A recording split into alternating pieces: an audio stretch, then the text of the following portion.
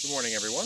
Another week and another video. So, no matter what weapon you're using, be it an axe, a blade, a spear, military saber, longsword, doesn't matter.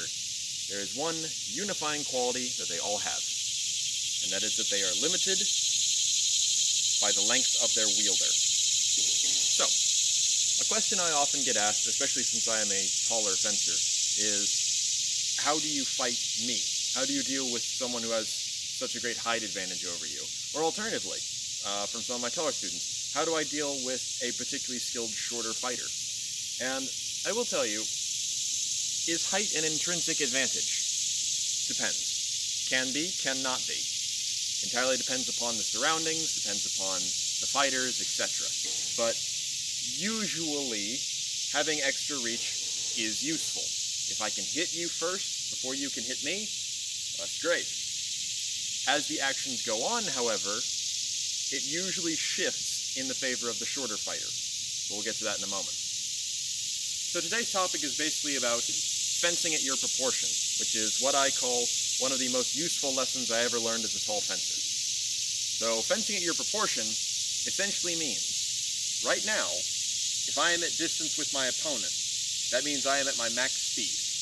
I can strike him with all the movements I would normally do without difficulty. However, if he gets closer to me and is shorter than me, he now has less distance to move with shorter limbs than I do. This means that I will have to take more movement, more time, to cover myself or attack him than he does. So what's most advantageous for me at this point is to gain some distance again and fight at my proportion once more. The other side of this, so basically as a tall fencer, you want to stay at your max range as best you can. Your attack shouldn't carry you too close. When they come into your range, you should use preferably lateral movement to regain your advantage. Because the further they are out from you, the more at your preferred distance, the faster you are, and the more your advantage is working for you. Now this isn't always the case, because sometimes you are in a limited ring, a limited space, etc. That's when your footwork has to get particularly fancy. But we'll get to that again in a moment. So, what's the flip side of this? The flip side of this is that if you are the shorter fencer, a lot of people say, oh, just get inside their sword, right? But getting inside their sword is not particularly easy. And also, don't necessarily listen to the advice that says, oh, just grapple them. Tall people are easy to throw. Not always true. You should never risk your match on a grapple.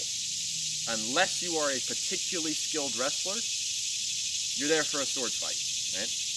It is best to use the equalizing tool in your hands than it is to try and risk body on body, because all the sources say, if you grapple, usually the stronger man is going to win. So, the shorter fighter does, however, need to get to his ideal distance. But as you know, for him to get to his ideal distance, he has to first cross my ideal distance. This means that he is basically going to take, if we're going to use D&D terms, an attack of opportunity. So, how do you deal with the attack of opportunity? Well, there's two big ways of dealing with it. Number one is to dictate to them where they get to launch that attack, limit their options. So as I'm moving in against my opponent, I don't just take one guard and then doggedly advance. Because the thing about this is, yes, I am dictating him where you can attack me. The issue is, he has a lot of time to think about it. I'm focused on one defense that he has had a lot of time to think about. He's gonna do something tricky. I've given him the vor by being passive in my advance. What is better is to know where his distance is, or approximately where it is, advance casually, and then come into position. Advance into a guard. And this is very common in rapier and military saber, and also in longsword. We often think that this starts out in a guard and then advances into distance. I don't think so. I think people approach, they get almost into distance, so at the edge of out of distance / the Zufechten, then they take their guard and move in from there. The less time they have to think about what I'm doing, the better. I want to advance into distance, take my guard, they go, aha, he's open to the outside, attack the outside. So then, I can use my counterattacks. So, two options when someone attacks you. You either just parry, or you could also avoid, but two useful options. You can parry, or you can counterattack. Advancing against an opponent and just parrying is not the worst thing in the world. Once I've defended myself, I can keep going and launch another attack. It's also particularly useful if you get very good at that sort of movement. However, if you parry, that means the opponent can attack again. As a tall fencer, if I attack and someone just parries and advancing toward me, my next attack is going to be as I withdraw. So I'm keeping the offense while stepping backward. This means that nothing has really changed, and the shorter fencer will have to parry again. Counterattack, on the other hand, is much more useful. So I advance into guard as the shorter fencer. He comes around to attack my open side. I'm going to fill that gap that I dictated to him with whatever counterattack makes the most sense. So in this case, I'm imagining launching out a thrust and catching it with my outside guard. That's great. Alternatively, I am here in the outside guard. I advance. Here comes the cut. Boom! Right? A nice shearing cut. We've talked about those before, where I go down the middle and strike against his head. Now, whatever counterattack works for you, whatever counterattack you know for that situation, is probably the best option. The trick with it is to be fearless. Remember, if you're going to hold onto the vor, if you will, the initiative, you have to be dictating the fight to him. When I take a guard, I'm not taking a guard just for sake of taking a guard. I'm taking it because I know this is what it's going to give me. If I take the outside guard, I've got that strong inside pop. I can also very easily cover my head or cover my middle. If I take the inside guard, right, then I know that I have an excellent thrust set up here. I also know that I can very easily step forward while pushing his sword away and closing for grapple. Right? Grappling at the sword, that is. There's a lot of really great options depending upon what guard you take. If I advance the hanging guard, right, I know that they're probably going to attack either my leg, this is military saber, they're probably either going to attack my leg, or they're going to attack the nearest target here. They're probably not going to attack my head. So that means that I know I'm ready for that cut. Learn your guards and learn what you can do out of them, and they will work a lot better for you, because they are very mobile defenses. They're very versatile defenses. And especially as you start advancing into distance with them, dictating to your opponent what he can do, and then shutting him down, you don't have to worry about the tall fencer quite as much anymore. This also works against the aggressive fencer, the fencer who always wants to hit first, who's going to walk right out and attack you. Let them come to you, form a good guard, and move from there. Now, the other question that you will often get is, what happens if my counterattack doesn't hit? Well, that's where we need to get into the idea of the Meisterhau versus and other counterattacks. What if they don't hit? Does that mean they failed? No, because the purpose of counter hits or these master strikes or things that are given so much praise is the purpose of them is to either hit the opponent or put the opponent in a disadvantageous position so that you can follow through with whatever. Pretty much every counterattack / killer move has a follow-up. There's a reason for that, because if it didn't have a follow-up, that would mean it hit every time. The only strike I can think of that doesn't really have a follow-up is the Schildhau, which basically it's keep thrusting at him. The follow-up is implied, because you're already doing it. All these strikes are meant to put your opponent on the back foot, and if you've done them correctly, but not hit, you have still succeeded. Your opponent will have to have done something very strong and or very well timed in order to not get hit. Now, does that mean you can't counter a counter? You can absolutely counter a counter. But usually if they're in the process of attacking and you're launching a counter strike, they're going to have to just move themselves to defense. Right? Killing him's not worth dying for. I believe we've talked about that before.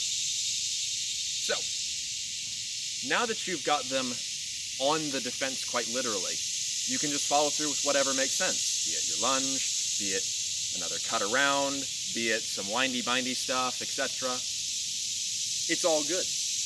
The trick with it as the shorter fencer is that once you've got them there, their next movement should be, and this is also the advice of the taller fencer, you have attacked in, they have countered, but you have not been hit. You need to gain distance back to be effective. The best way to do this is either by keeping control of their weapon and retreating, or alternatively, coming back, and I mean springing back, with an attack. The former, safer, because you're keeping control of their weapon. However, it's going to be a little easier for them to follow with you. The latter, more dangerous on your part, but also more dangerous on their part, because now they have to deal with something. If you're fighting a particularly savvy person, they might catch that and keep coming. However, it is going to be making you feel a little bit safer, because you are actively trying to take things back. And it's highly likely they might go, oh, defend, and back out again. So for the shorter fighter, now your opponent is trying to gain that distance from you. You need to keep on them, keep hunting them, keep pursuing them. So, he's going to back up with keeping defense. That means he's got presence on my sword. I should probably look to doing something along the lines of either winding around it. Alternatively, I should look to use some lateral movement to counter his pressure, or I could slip off of it and launch a cut. Something along those lines. But I need to keep that distance with him, so that way my next attack threatens him directly, because if it doesn't, he's just going to run. I need him to be willing and compulsed to move the sword again to defend himself, and not just retreat. Because if you get close enough that he feels the compulsion to move the sword and tries to retreat, usually he's going to get hit, which is good for us. Now, the other option is he's launched an attack at me, like I said before. Your best bet is to try and keep pursuing by being ready to counter whatever he's going to do. Now, that attack's usually going to be a little more desperate, and it's also going to be a little more hard to predict. So, depending upon your experience level, this one may turn into more of a parry riposte as opposed to another counter hit. That's okay. The trick is to just keep on him and keep attacking those next openings. And that's where we get into the other subject for the day, which is the idea of pursuing versus chasing. So, pursuit is where I am doing like I just described. I am actively seeking the next opening. I'm always looking for a new target. I have attacked from here, he's defended with his inside guard, okay, next is the outside attack, right? He's defended with there, boom, let's go from below because he raised his hand. I'm always looking for the most logical place to attack and keeping my motion small and to the point. And now, chasing, on the other hand, is where you're just continuously launching attacks and going at your opponent. The problem with chasing is that it makes you very vulnerable to a savvy backwards fighter. Now, a savvy backwards fighter is actually what I used to be when I was about 17. The thing I would do is, because I knew I was longer of reach, I would let people come in with these combos that they'd come up with. They were going to keep going through their move regardless of what happened. This meant that I could just, okay, defend, back away, there's the moment. They've run out of ideas. They're out of attacks they can keep launching at me, boom. That's when I come forward. It's that parting shot, that moment where you've just run out of things to do, that they have a great shot to attack back against you. If you're chasing, that's going to happen to you. If you are pursuing, however, then I don't have an end. I don't have a set number of attacks that I'm going to go through and then I'm out of ideas, because I'm not going through something I already predetermined. I'm looking at what they're doing and making the most logical attack based upon that.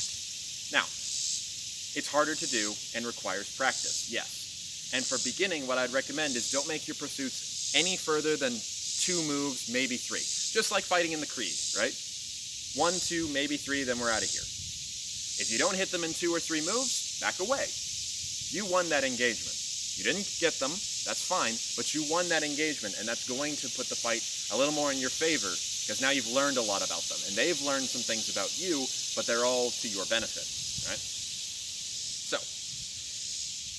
summing up what we went over, bit of a rambly video, but summing up what we went over.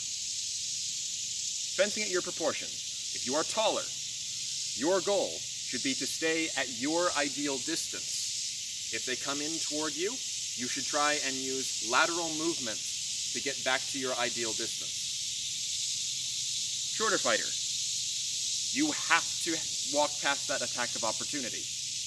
Be ready to defend against it / counter it. The way you make that better, dictate to them where they can attack. From there, they will seek, taller fighter, seek to gain distance. Shorter fighter, hound them and keep in your distance. Then pursuing versus chasing, which is kind of the final of that, is pursuit is where you are actively looking for a fresh opening each time, dependent upon what they are doing.